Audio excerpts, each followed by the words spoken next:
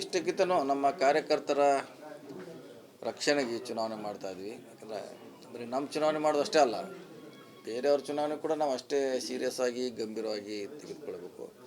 ಹಿಂದೆ ಕೂಡ ನಾವು ಒಂದು 2 ಸಲ ಹೇಳಿದ್ದೆ, ನಮ್ಮ ಚುನಾವಣೆ ಯಾವ ರೀತಿ ಮಾಡ್ತೀವಿ ಬೇರೆಯವ್ರ ಚುನಾವಣೆ ಕೂಡ ಮಾಡಿದಾಗ ಅದಕ್ಕೆ ಜನ ನಮಗೆ ನಮ್ಮ ಪರ ಯಾವಾಗ ನಿಲ್ತಾರ ಅನ್ನೋ ಕಾರಣಕ್ಕಾಗಿದ್ದು ಮಾಡ್ತಾಯಿದ್ವಿ.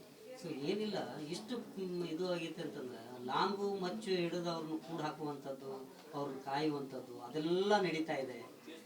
ಹೈಜಾಕ್ ಮಾಡುವಂಥದ್ದು ಅದೆಲ್ಲ ನಡೀತಾ ಇದೆ. ಏನು ಮಾಡಲಿಕ್ಕಾಗಲ್ಲ, ಜನ ಅದಕ್ಕೆ ತೀರ್ಮಾನ ಮಾಡ್ಬೇಕು. ಅದು ನಾವು ಅದ್ರ ಬಗ್ಗೆ ಹೇಳಲಿಕ್ಕಾಗಲ್ಲ, ಜನ ತೀರ್ಮಾನ ಮಾಡಬೇಕು. ಅದಕ್ಕೆ ನಾವು ಹೇಳ್ತಾ ಇದ್ದೀವಿ, ಹೊಸ ರಾಜಕೀಯ ಧ್ರುವೀಕರಣ ಆಗಬೇಕು, ಹೊಸ ಜನ ಬರಬೇಕಂತ ಕೂಡ ನಾವು ಅಪೀಲ್ ಮಾಡ್ತಾಯಿದ್ದೀವಿ. ಅಂದರೆ ರಾಜಕೀಯದಲ್ಲಿ ಹೊಸದು ಬರಬೇಕು, ಹಳೆದೇ ಇರಬಾರ್ದು, ಹೊಸದು ಬರಬೇಕು. ಅದಕ್ಕೆ ನಮ್ಮ ಅಪ್ಪನಗೌಡ ಪ್ಯಾನಲ್ಗೆ ಸಪೋರ್ಟ್ ಮಾಡಿ ಅಂತ ನಾವು ಎಲ್ಲ ಕಡೆ ರಿಕ್ವೆಸ್ಟ್ ಮಾಡ್ತಾಯಿದ್ದೀವಿ. ಡೆವಲಪ್ಮೆಂಟ್ ಮಾಡಿದ್ರೆ ಯಾಕೆ ಈ ರೀತಿ ಭಯ? ಅದನ್ನು ಅವ್ರಿಗೆ ಕೇಳಬೇಕಲ್ಲ, ನಾವು ಅದ್ರ ಬಗ್ಗೆ ಹೇಳಲಿಕ್ಕಾಗಲ್ಲ. ಈಗ ಅವರು ಅದಕ್ಕೆ ನಿಮ್ಮ ಪ್ರಶ್ನೆಗೆ ಉತ್ತರ ಕೊಡಬೇಕು. ನಾವು ಡೆವಲಪ್ಮೆಂಟ್ ಮೇಲೆ ಕೇಳ್ತಾ ಇದ್ದೀವಿ, ಹೊಸ ಅವಕಾಶ ಕೊಡಿ ಹೊಸಬರಿಗೆ. ಯಾಕಂದ್ರೆ ಈಗ ನಾವು 3 ತಿಂಗಳಲ್ಲಿ ಒಳ್ಳೆ ಕೆಲಸ ಮಾಡಿದ್ವಿ ಎಲೆಕ್ಟ್ರಿಕ್ ಸೊಸೈಟಿಯಲ್ಲಿ. ಸೊ ಹಿಂದೆ ಅವರು 25 ವರ್ಷದಿಂದ ಅಲ್ಲಿ ಆಳಿದ್ದಾರೆ. ಸೊ ಆ 25ಕ್ಕೂ ಈ 3 ತಿಂಗಳಿಗೆ ಜನ ಕಂಪೇರಿಟಿವ್ ಮಾಡ್ತಿದ್ದಾರೆ. ಈ 3 ತಿಂಗಳಲ್ಲಿ ಒಳ್ಳೆ ಕೆಲಸ ಮಾಡಿದರೆ ನಮಗೆ TC ಬೇಕಾದರೆ ಯಾರ ಮನೆಗೆ ಹೋಗೋದು ಅವಶ್ಯಕತೆ ಇಲ್ಲ, ಫೋನ್ ಮುಖಾಂತರ ಬರ್ತಾಯಿದೆ ಅಂತ. ಸೊ ಅದು ಮುಂದುವರಿಬೇಕಾದ್ರೆ ನಮ್ಗೆ ಅವಕಾಶ ಕೊಡಿ ಅಂತ. ಯಾಕಂತಂದ್ರೆ ನಿಮ್ಮ ಮಠದ ನಡುವೆ ಇದು ನಡೀತಾ ಇದೆ, ಚುನಾವಣೆ ನಡೀತಾ ಇದೆ. ಎಲ್ಲ ಚುನಾವಣೆ ಬಂದಾಗ ಏನು ಹೊಸದಲ್ಲ ರೀ. ಚುನಾವಣೆ ಬಂದಾಗ ಗೋಕಾಕು ಅದು ಇದು ಹೇಳೋದು ಹಿಂದಕ್ಕಲೇ ಏನು, ಚುನಾವಣೆ ಬಂದಾಗ ಇದೊಂದು ಪರಿಪಾಠ, ಇದೊಂದು ಥರ ಪಾಠ ಐದಾರು ಇದು.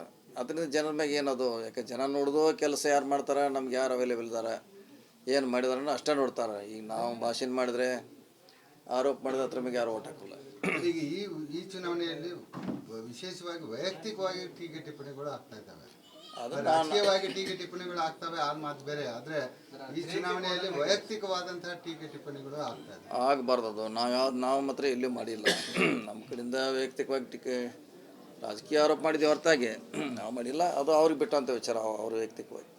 ಅಂದ್ರೆ ಈ ಚುನಾವಣೆಯನ್ನ ತಾವು ಯಾವುದೇ ಕಾರಣಕ್ಕೂ ಈ ಇದರ ವಿಚಾರಕ್ಕೆ ತಗೊಂಡು ಇಲ್ಲ, ಅವ್ರ ವ್ಯಕ್ತಿಗತ ಆಗಲಿ ಅವ್ರದ್ದು ಜನರು ಕೂಡ ಸ್ವೀಕಾರ ಮಾಡೋದಿಲ್ಲ. ಅದು ಜನರ ರೆಸ್ಪಾನ್ಸ್ ಹೆಂಗಿದೆ ಸರ್? ಜನರು ನೋಡೋದು ನಮ್ಮ ಸರ್ವಿಸ್ ಏನು, ನೀವೇನು ಮಾಡ್ತೀರಿ, ಹಿಂದೆ ಏನು ಮಾಡಿದ್ರಿ, ಅದನ್ನು ಮುಂದೆ ಏನು ಮಾಡ್ಬೋದು ಅಷ್ಟರ ಮ್ಯಾಗ ಓಟ್ ಹಾಕ್ತಾರೆ ಹೊರತಾಗಿ ನಮ್ಮ ಭಾಳ ದೊಡ್ಡ ಭಾಷಣಕ್ಕೆ ಯಾರೂ ಓಟ್ ಹಾಕೋಲ್ಲ. ಅದೇ ಹೇಳ್ತಿರಲ್ಲ, ಈಗ ಈ ಎಲ್ಲ ಸಂಸ್ಥೆ ಕಟ್ಟಿದವರು ಲಿಂಗಾಯತ್ರನ ಈಗೆಲ್ಲ ಇವ್ರು ಯಾರು ಹಾಳು ಮಾಡಿದವ್ರು ಯಾರು, ಅದೇ ಸಮುದಾಯಕ್ಕೆ ಸೇರಿದಾರೆ ನಾವು ಕೂಡ ಹೇಳ್ತಾ ಇದ್ದೀವಿ. ಕಟ್ಟಿದವರು ಪಾಪ ಕಷ್ಟಪಟ್ಟು ಕಟ್ಟಿದ್ದಾರೆ ಲಿಂಗಾಯತರು, ಅದನ್ನು ಇವರು ಈ ರೀತಿ ಈಗಾಗಲೇ 600 ಕೋಟಿ ರೂಪಾಯಿ ನಷ್ಟ ಮಾಡಿದ್ದಾರೆ ಹೀರಾ ಶುಗರು. ಸೊ ಅದನ್ನು ಕೂಡ ನಾವು ಜನರಿಗೆ ಕನ್ವಿನ್ಸ್ ಮಾಡೋಂಥ ಪ್ರಯತ್ನ ಮಾಡ್ತಾಯಿದ್ದೀವಿ. ತಮ್ಮ ಪೆನಲ್ ಏನಾದರೂ ಗೆತ್ತು ಅಂತಂದರೆ ಏನು DCC ಬ್ಯಾಂಕ್ ಸೂತ್ರ ಇಲ್ಲಿ ಅನ್ವಯ ಆಗತ್ತಾ? ಈ ಲಿಂಗಾಯತರಿಗೆ ಅಧ್ಯಕ್ಷ ಸ್ಥಾನವನ್ನು ಕೊಡುವಂಥದ್ದು, ಅವ್ರನ್ನೇ ಇದು ಮಾಡುವಂಥದ್ದು, ಆ ರೀತಿ ಏನಾದರೂ ಪ್ಲ್ಯಾನ್ ಮಾಡ್ಕೊಂಡಿದ್ದಾರೆ? ಇಲ್ಲ, ನೋಡೋಣ. ಅದು ಇನ್ನೂ ಚುನಾವಣೆ ಆಗಬೇಕು. ಭಾಳಷ್ಟು ಜನ ಲೀಡರ್ಸ್ ಅದಾರೆ ಇದಕ್ಕೆ. ಅಣ್ಣ ಸಾಹೇಬ್ ಜೊಲ್ಲೆ ಇದ್ದಾರೆ, ಬಾಲಚಂದ್ರ ಅವರು ಇದ್ದಾರೆ, ಮೆಟ್ಟಿಗಾರು, ಅಪ್ಪ ಸಾಬ್ ಸಿರ್ಕೊಳ್ಳಿ, ಇನ್ನೂ ಭಾಳ ಜನ ಅದಕ್ಕೆ ಲೀಡರ್ ಅದಾರೆ. ಅವ್ರನ್ನೆಲ್ಲ ಕೇಳಿ ಮಾಡ್ತೀವಿ. ಈಗೇನದ ಅಷ್ಟು ಅರ್ಜೆಂಟ್ ಇಲ್ಲ. ಸರ್, ಈಗ ಜಾರಕಿಹೊಳಿ ಕುಟುಂಬ ಮತ್ತು ಕತ್ತಿ ಕುಟುಂಬದ ನಡುವೆ ಒಳ್ಳೆಯ ಸಂಬಂಧ ಇತ್ತು. ಒಳ್ಳೆ ಯಾವ ವಿಚಾರಕ್ಕಾಗಿ ವೈಮಾನ ಸೂಚಿತ ಮಾಡ್ತಾರೆ ನೋಡಿ, ಅದು ಬಂದದ್ದು ಎಲೆಕ್ಟ್ರಿಕ್ ಸೊಸೈಟಿಯಲ್ಲಿ ಅವರೇ 6 ಜನ ಹೊರಗೆ ಬಂದರು. ಯಾರು ಕತ್ತಿ ಕಡೆ ಇರುವಂಥ ಬೆಂಬಲಿಗರು, ಡೈರೆಕ್ಟ್ರು, ಅವ್ರು ಹೋಗಿ ಅಣ್ಣ ಸಾಹೇಬ್ ಜೊಲ್ಲೆ ಅವ್ರಿಗೆ ಅಪ್ರೋಚ್ ಆದರು. ಸರಿ, ಅವ್ರಿಗೆ 6 ಜನ ಇತ್ತು, 4 ಕಡೆ ನಮ್ಮವ್ರು ಇದ್ರು, ನಮ್ಮ ಕಾನ್ಸ್ಟಿಟ್ಯೂನ್ಸಿ ಅವರು. ಸೊ ಅವ್ರಿಗೆ ನಿಮ್ಮ ಬೆಂಬಲ ಬೇಕು, ನಾವು ಈ ರೀತಿ ರಸ ಆಡಳಿತ ಮಾಡ್ತೀವಿ ಅಂತ ನಮ್ಮ ಮೆಂಬರಲ್ಲಿ ಹೊಂದಾಣಿಕೆ ಆಯಿತು. ಸೊ ನಮಗೂ ಅನಿವಾರ್ಯವಾಗಿ ಅವ್ರನ್ನ ಬೆಂಬಲಿಸಬೇಕಾಯಿತು ಡೆವಲಪ್ಮೆಂಟ್ ದೃಷ್ಟಿಯಿಂದ. ಸೊ ಹೀಗಾಗಿ ಜೊಲ್ಲೆ ಅವರು ನಾವು ಕೊಡುವಂಥ ಸಂದರ್ಭ ಅನಿವಾರ್ಯ ಆಯಿತು. ಸೊ ಈಗ ಹೇಳಿದಂಗೆ ಇವ್ರು ರಕ್ಷಣೆ ಮಾಡಲಿಕ್ಕೆ ಚುನಾವಣೆ ಅನಿವಾರ್ಯ. ಯಾಕಂದ್ರೆ ನಾವು ಅರ್ಧಕ್ಕೆ ಬಿಡ್ಲಿಕ್ಕೆ ಆಗೋಲ್ಲ ಅವ್ರನ್ನ. ಸೊ ಅವ್ರಿಗೋಸ್ಕರ ಈ ಚುನಾವಣೆ ಮಾಡ್ತಾಯಿದ್ವಿ. ಹೊರಗಿನವರು ಬಂದು ನಮಗೆ ಕಿತ್ಕೊಳ್ತಾ ಇದ್ದಾರೆ, ನಮ್ಮನ್ನು ಇದು ನಮ್ಮ ಮೇಲೆ ಸವಾರಿ ಮಾಡ್ತಾ ಇದ್ದಾರೆ, ನಮ್ಮನ್ನು ಇದು ಮಾಡ್ತಾ ಇದ್ದಾರೆ ಅನ್ನೋ ಲೆಕ್ಕದಲ್ಲಿ ಅವ್ರು ಹೇಳ್ತಾರೆ. ನಾವು ಕೊಡೋದು ಇಲ್ಲಿಯವ್ರಿಗೆ ಕೊಡ್ತಾ ಇದ್ದೀವಿ. ಈಗ ಸ್ಪರ್ಧೆ ಮಾಡೋರು ಎಲ್ಲವ್ರು ಇವ್ರಿ 15 ಜನ ಹುಕ್ಕೇರಿ ತಾಲೂಕಿನವರೇ ಇದ್ದಾರೆ. ನಿಪ್ಪಾಣಿ, ಗೋಕಾಕು, ಬೆಳಗಾವಿನಿಂದ ಯಾರು ಬಂದಿಲ್ಲ. ಸೊ ನಾವು ಅದನ್ನ ಹೇಳ್ತೇವೆ, ನಾಳೆ ಅಧ್ಯಕ್ಷರಾಗವ್ರು ಎಲ್ಲವ್ರಿ ಇಲ್ಲಿಯವ್ರು ಆಗೋರು.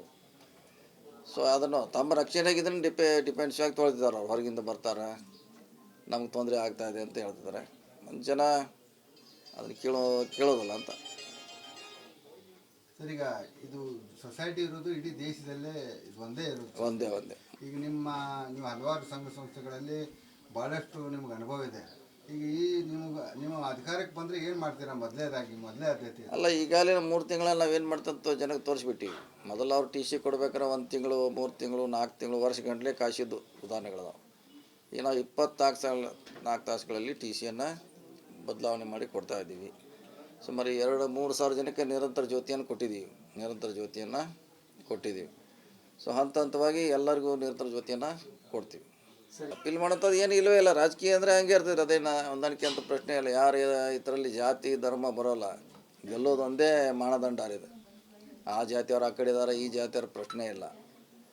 ಸೊ ಇವಾಗ ಕಾಲಕ್ಕೆ ಒಂದು ಸಾರಿ ರಮೇಶ್ ಕತ್ತಿಯವರು ಸೌದಿಯವ್ರ ಜೊತೆನೂ ರಾಜಕೀಯವಾಗಿ ಹೋರಾಟ ಮಾಡಿದ್ದಾರೆ, ಜೋಲಿ ಅವ್ರ ಜೊತೆನೂ ಹೋರಾಟ ಮಾಡಿದ್ದಾರೆ, ಬೇರೆ ಲಿಂಗಾಯತ ಸಮುದಾಯದಲ್ಲಿರೋ ಜೊತೆ ಹೋರಾಟ ಮಾಡಿದ್ದಾರೆ. ಇದೇನು ನಮ್ಮ ಜೊತೆ ಅಂತಲ್ಲ, ಮುಂಚೆ ಕೂಡ ಅವರು ಸಾಕಷ್ಟು ರಾಜಕೀಯವಾಗಿ ವಿರೋಧ ಪರವಾಗಿ ಹೋರಾಟ ಮಾಡಿದ್ದಾರೆ. ಸೊ ಇದು ಮೊದಲನೇದೇನಲ್ಲ, ಸೊ ನಡೀತಾನೆ ಇರ್ತಿತ್ತು.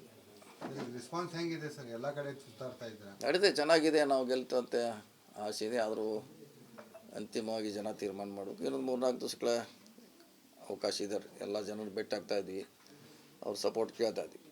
ಗೆದ್ದ ನಂತರ KEB ಗೆದ್ದ ನಂತರ ನಾನು ಗೋಕಾಕ್ ಹೋಗ್ತೀನಿ, ಅರ್ಬಂಗೆ ಹೋಗ್ತೀನಿ, ಅವ್ರ ಮನೆ ಮುಂದೆ ನಿಲ್ಬೇಕಾಗತ್ತೆ, ಅಲ್ಲಿ ಗೋಕಾಕ್ ಹೋಗಿ ಅಂತೇಳಿ ರಮೇಶ್ ಕತ್ತಿ ಅವ್ರು ಹೇಳ್ತಿದ್ರು. ಅದು ಯಾರ ಮನೆ ಮುಂದೆ ಯಾರು ನಿಲ್ಬೇಕಾಕೆ ಅವಶ್ಯಕತೆ ಏನಿದೆ? KEB ಇಲೆಕ್ಷನ್ ಆದ ನಂತರ ನಾನು ಹುಕ್ಕೇರಿ ಸೀಮಿತ ಆಗಂಗಿಲ್ಲ, ಪಕ್ಕದ ಯಮಕನಮಡಿಗೆ ಹೋಗ್ತೀನಿ. ಅದಕ್ಕೆ ಬೇಡ ಯಾರು ಅಂದ್ರೆ ಅದಕ್ಕೆ ತಡೆದವ್ರು ಯಾರಿಗೆ? ಅವ್ರನ್ನ ತಡೆದವ್ರು ಯಾರು? ಯಾರು ತಡೆದಿಲ್ಲ. ಅದೇನು ಎಲ್ಲಿ ದೇಶದಲ್ಲಿ ಎಲ್ಲಿ ಬೇಕಾದಲ್ಲಿ ಹೋಗಿ ಚುನಾವಣೆ ಆಡ್ಬೋದು, ನಿಲ್ಬೋದು. ಅವರೇ ಹೊರಗಿಂದ ಒಳಗಿಂದ ಇರ್ತಾರೆ. ಈಗ ಮತ್ತು ಅವ್ರಿಗೆ ಹೋಗಕ್ಕೆ ಮಾತ್ರ ಹೊರಗಿನವ್ರು ಆಗ್ತಾರೆ. ಅದಕ್ಕೆ ಹೊರಗಿಲ್ಲ ಒಳಗಿಲ್ಲ, ಇಡೀ ದೇಶದ ತುಂಬ ಎಲ್ಲಿ ಬೇಕಾದ್ರೆ ಯಾರು ಬೇಕಾದ್ರೂ ಬಿಸ್ನೆಸ್ ಮಾಡ್ಬೋದು, ಸ್ಪರ್ಧೆ ಮಾಡ್ಬೋದು, ಅಲ್ಲಿ ಹೋಗಿ ಮನೆ ಕಟ್ಬೋದು.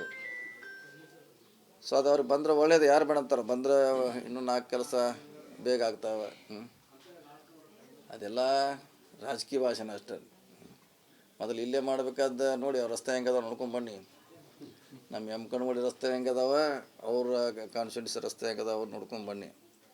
ಅವರು 25 ವರ್ಷದಿಂದ ಮಾಡ್ತಾರೆ ನಮ್ಗಿಂತ ಮುಂಚೆಯಿಂದ.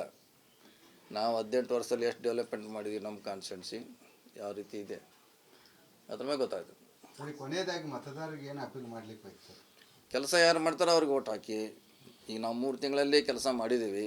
ಅವರು 30 ವರ್ಷದಲ್ಲಿ ಅವರು ಇದ್ದರು, ಅವ್ರ ಕಾರ್ಯವೈಖರಿನೂ ಜನ ನೋಡಿದ್ದಾರೆ. ನಮ್ಮದು 3 ತಿಂಗಳಲ್ಲಿ ನೋಡಿದ್ದಾರೆ. ಆ ಬೇಸ್ಮ್ಯಾಗ ನಮ್ಗೆ ಓಟ್ ಕೊಡಿ ಅಂತ ವಿನಂತಿ ಮಾಡಿ. ಅದು ಹೇಳಿದ್ರೆ ಈಗ ಏನಾದದ ಕಾಲು ಹೊತ್ತವ. ಈ ರಾಜಕೀಯ ಅಂದರೆ ಒಬ್ಬರನ್ನ ಮೀರಿ ಒಬ್ಬರನ್ನ ಬೆಳೆದನ ರಾಜಕೀಯ ಇದೆ. ಯಾರು ಹಿಂಗೆ ಮನ್ಯಾಗ ಕುಂತು ಬರೀ ಊರು ಅನ್ನಂಗಿಲ್ಲ, ಅದನ್ನು ಮೀರೇ ಬೆಳಿಬೇಕಿರ್ತೈತೆ ರಾಜಕೀಯಲ್ಲಿ. ಮತ್ತು ಇವರು DT ಪಾಟೀಲ್ ಬಸಗೌಡ ಕಾರ್ಖಾನೆ ಇವ್ರು ಹೆಂಗೆ ಕಸ್ಕೊಂಡ್ರೆ ಅಪಪ್ರಚಾರ ಮಾಡಿ ಕಸ್ಕೊಂಡ್ರು. ಲಾಸ್ ಆಗಿದೆ ಅಂತ. ಅವ್ರು ಒಳ್ಳೆ ಕಾರ್ಖಾನೆ ಇತ್ತು. ಇವರು 30 ವರ್ಷದೊಳಗೆ 600 ಕೋಟಿ ಲಾಸ್ ಆಯಿತು. ಮತ್ತು ಅವಾಗ ಹೇಳಿದಲ್ಲ, ಮತ್ತು ಲಿಂಗಾಯತರನ್ನ ಸೋಲಿಸಿರೋರು, ಇವ್ರನ್ಯಾರು ಸೋಲಿಸಿ, ಬೇರೆಯವ್ರು ಸೋಲಿಸ್ರಿ, SC STಗೆ ಸೋಲಿಸಿಲ್ಲ.